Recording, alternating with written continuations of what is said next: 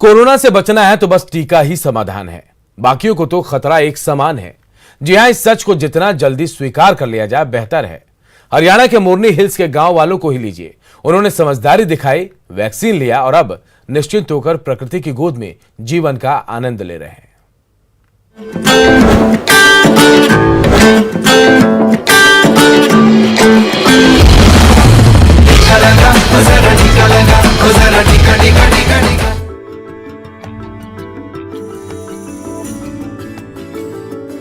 हरियाणा में मोरनी हिल्स का नजारा जितना सुंदर है उतने ही समझदार यहाँ के लोग हैं। चंडीगढ़ से 45 किलोमीटर की दूरी पर शिवालिक रेंज के पहाड़ों से घिरा यह इलाका अपनी खूबसूरत नजारे, हरियाली और झीलों के लिए प्रसिद्ध है।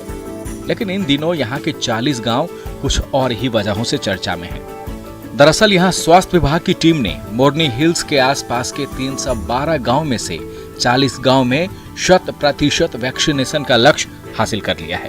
वो भी तब जबकि इस इलाके में ना तो लोगों को जागरूक करने के लिए इंटरनेट की सुविधा है और ना ही संचार के दूसरे जरूरी साधन।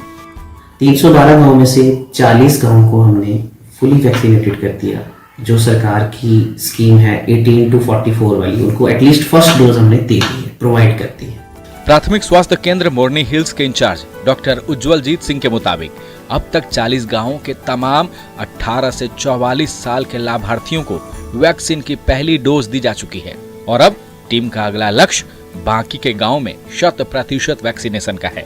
हालांकि स्वास्थ्य विभाग के अफसर खुद भी इस बात को मानते हैं कि इंटरनेट कनेक्टिविटी और संचार के दूसरे साधन मौजूद नहीं होने के चलते लोगों को जागरूक करने का लक्ष्य हासिल करना थोड़ा कठिन था। लेकिन आशा वर्कर, एएनएम और आंगनबाड़ी वर्कर की टीम ने दिन रात एक करके काम आसान कर दिया। उन्होंने घर घर जाकर लोगों को समझाया और टीके का महत्व बताया। तब जाकर मेडिकल टीम के चिकित्सकों की बदौलत 40 गांव में 100% टीकाकरण के लक्ष्य को हासिल किया जा सका। अब मोरनी हिल्स के स्वास्थ्य केंद्र का अगला लक्ष्य दूसरी डोज देने का है। मेरे गांव में 98 लोगों को वैक्सीन लगनी थी और सभी के वैक्सीन लग चुकी है। हमने शुरू में हमें बहुत दिक्कत आई लोगों को समझाने के लिए।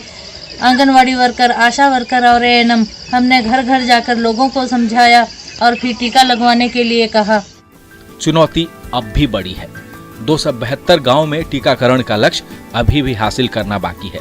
उम्मीद है लक्ष्य की तरफ बढ़ते कदम जल्द ही मंजिल तक पहुंचेंगे और कोरोना के खिलाफ जंग में जीत मानवता की होगी। Bureau report, news 18 network.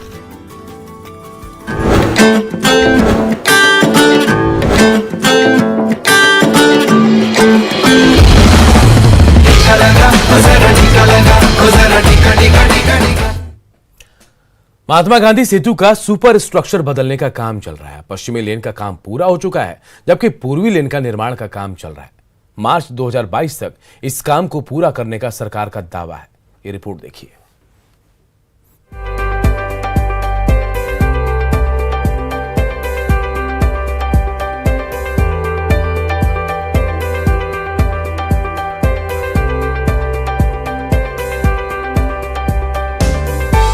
Mahatma Gandhi सेतु पर जल्द ही जाम की समस्या से निजात मिलेगी।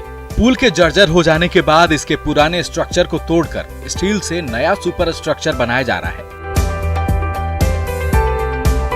गांधी सेतु के पश्चिमी लेन का काम पूरा हो चुका है जबकि पूर्वी लेन का काम जारी है।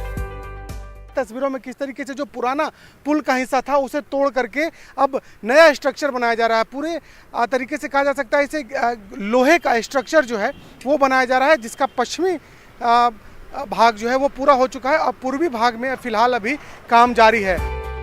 पथ निर्माण मंत्री नितिन नवीन ने भी गांधी सेतु पर निर्माण कार्यों का निरीक्षण किया। नितिन नवीन ने निर्माण कार्यों की समीक्षा के बाद तय वक्त पर दोनों लेन के निर्माण कार्य को पूरा कर लेने का दावा किया है। इस टेक्नोलॉजी के साथ बन रहा है और इसका पूरा लाइफ 50 साल से भी ऊपर का होगा। तो हम लोग पुरानी यादों के साथ नई टेक्नोलॉजी के साथ काम करेंगे। ये हमारे इंजीनियर्स ने जो वर्कआउट किया था उसका लाभ है कि हम लोग पूरे मानसून में इसमें काम करेंगे और जो समय इन्होंने उनको दिया है उस समय में इसको पूरा कर लेंगे। महात्मा गांधी सेतु के पुराने स्ट्रक्चर को बदलकर नया स्टील का सुपर स्ट्रक्चर बनाने के साथ साथ बिहार में गंगा नदी पर 18 नए पुलों का भी निर्माण किया जा रहा है। जो नए पुल बन रहे हैं इस सेतु के 10 किलोमीटर डाउन स्ट्रीम में कच्ची दरगाह से बिदुपुर का पुल बन रहा है जो 6 लेन का पुल है। उसमें काम बहुत तेज़ी से चल रहा है और 2023 के मध्य तक उसका पूर्ण होने का अनुमान है। फिर उसके बाद जेपी सेतु के समानांतर नए पुल बनने का प्रस्ताव है और उसके फर्दर 10 किलोमीटर पश्चिम में दिगवारा से शेरपुर के बीच में भी नया 6 लेन पुल बनने की योजना बन रही है। ट्रैफिक समस्या को दूर करने के लिए गांधी सेतु के समानांतर भी नए 4 लेन पुल के निर्माण का काम तेजी से जारी है। जर्जर हो चुके महात्मा गांधी सेतु पर जाम की समस्या आम बात थी, लेकिन अब यह समस्या धीरे धीरे समाप्त होती नजर आ रही है, क्योंकि अब इसका जो स्ट्रक्चर है वो बदला जा रहा है। ग्रिल का स्ट्रक्चर लगाया जा रहा है।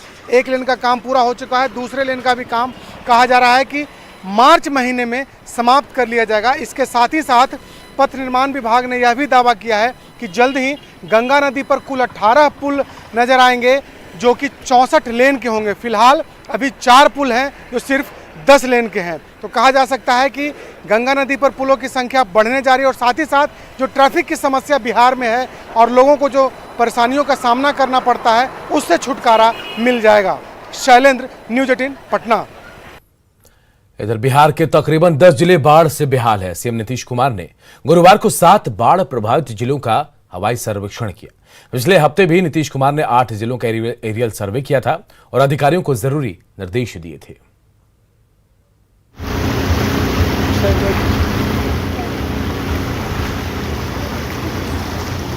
बाढ़ ने किस कदर बिहार को बेहाल कर दिया है, बाढ़ में जिंदगी कैसे बसर हो रही है और बाढ़ को लेकर सरकारी इंतजाम कितने पुख्ता हैं, इसका जायजा लेने के लिए सीएम नीतीश कुमार ने एक बार फिर हवाई सर्वेक्षण किया। मुख्यमंत्री ने पहले चरण में भागलपुर, बेगूसराय, खगड़िया और मधेपुरा का जायजा लिया, जबकि दूसरे चरण में मुख्यमंत्री ने पटना, नालंदा और नवादा का सर्वेक्षण किया। दरअसल हर साल की तरह इस बार भी बिहार के तकरीबन 10 जिले सैलाब का सितम झेल रहे हैं। यह है दरभंगा की तस्वीर, जो बाढ़ की भयावहता बताने के लिए काफी है। लोग सड़क किनारे अंतिम संस्कार कर रहे हैं। दरभंगा समस्तीपुर मुख्य मार्ग के किनारे लोग शवों का अंतिम संस्कार कर रहे हैं, क्योंकि बाढ़ का पानी एकमी शमशान घाट तक पहुंच चुका है। सड़क तो चालू है, लेकिन श्मशान घाट पूरी तरह से डूब चुका है। हर साल बाढ़ से हमारा श्मशान घाट डूबा रहता है। इसके लिए गवर्नमेंट आज तक कुछ नहीं किया। आज मजबूरी मैं रोड का फ्रंट साइड में मैं संस्कार करता हूँ। बहुत खतरा से हम लोग बच करके काम कर रहे हैं, संस्कार कर रहे हैं।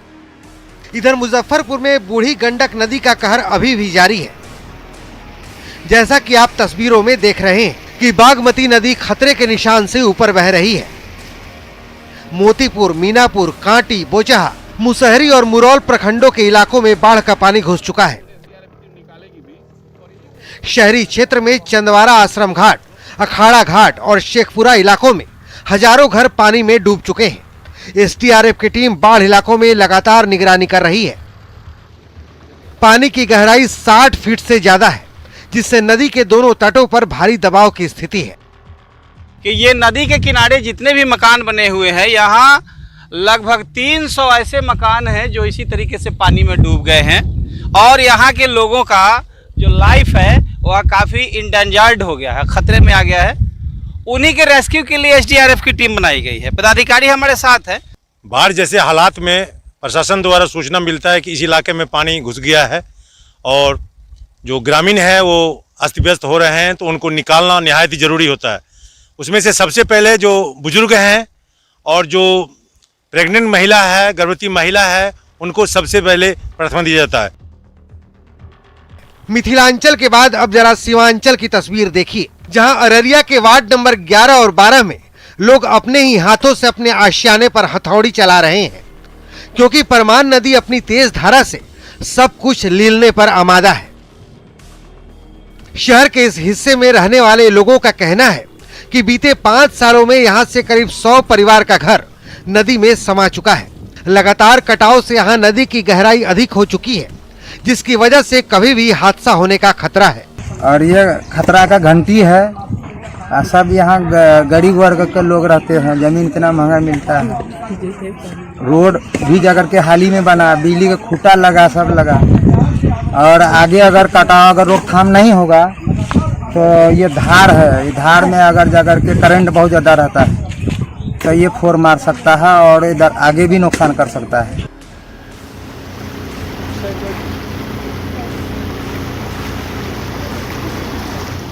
दरअसल मानसून की शुरुआत में ही भारी बारिश की वजह से इस बार समय से पहले ही बाढ़ आ चुकी है। राज्य के 10 से अधिक जिले बाढ़ प्रभावित हैं। हजारों की आबादी जिंदगी के लिए जल से जंग लड़ रही है। न्यूज 18 के लिए मुजफ्फरपुर से सुधीर कुमार, अररिया से सतीश कुमार और दरभंगा से विपिन कुमार की रिपोर्ट। और इस बुलेटिन में इतना ही, लेकिन खबरें लगातार जारी है। देखते रहिए न्यूज 18 बिहार झारखंड।